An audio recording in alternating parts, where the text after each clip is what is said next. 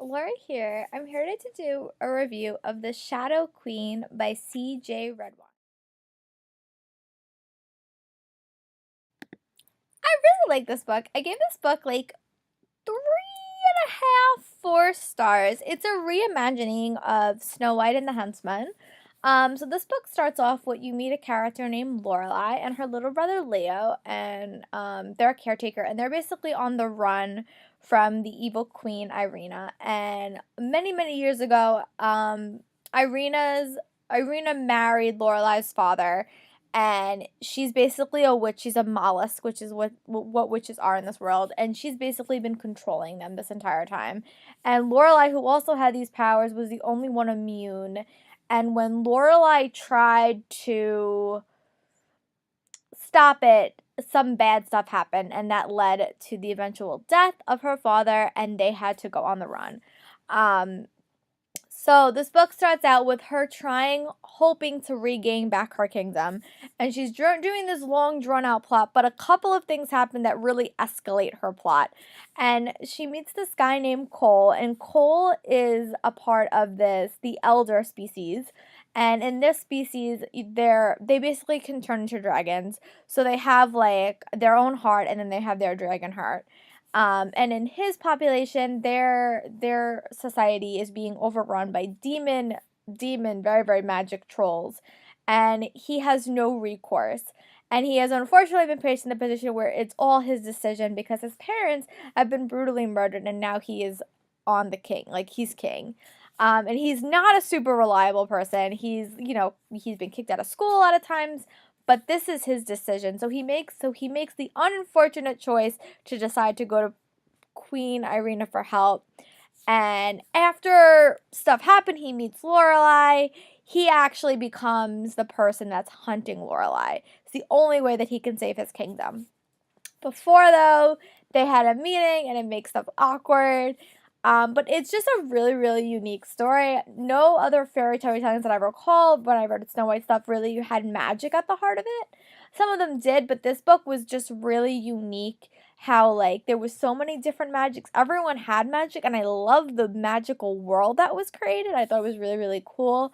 I love the character of Royally. I adored all of the other characters as well.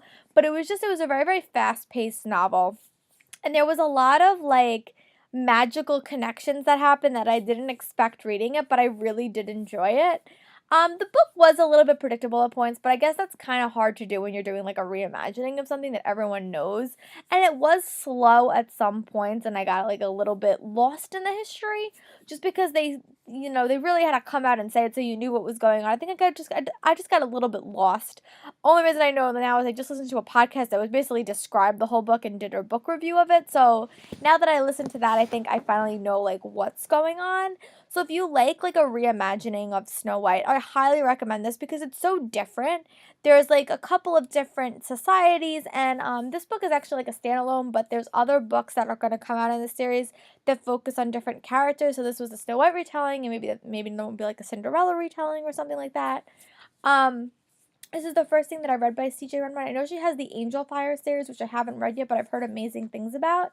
But I really did like the character of Lorelai, and I think she had a very, very unique journey. She's kind of like the hero journey where you have to lose so much, but I really liked how strong she was and the decisions that she made, and also there was definitely some romance spickling in there, and I really enjoyed the romance too. But it was a unique romance. It wasn't like it was unique, and I really liked how it was played and how it developed. So if you like fairy tale reimaginings, I really recommend this. It's very, very, very fast paced. When this book is on, you want to know what happens, and I thought Arena was a really, really good villain as well. There's parts where you get in her head and you're just see how crazy she is, and it's just like, oh my god, how is this woman like but overall I really, really enjoyed it, and I'm very excited to see like where the other books in the series go, but it did tie it up with like a bow. But I wouldn't be surprised if we see these characters again. This book really did at points really, really tear at my heartstrings. There was some unexpected twists, especially toward the start of the book, that I was like, no, this cannot happen, and I was like very, very adamant that it must have been a mistake, but looking back on it, I see why it had to happen.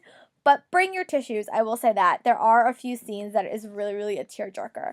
But overall, I really enjoyed it. I gave this book like 3.5, 4 stars.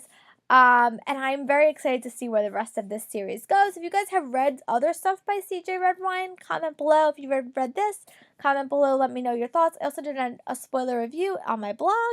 But I hope you guys are having a great day. I'll talk to you guys later.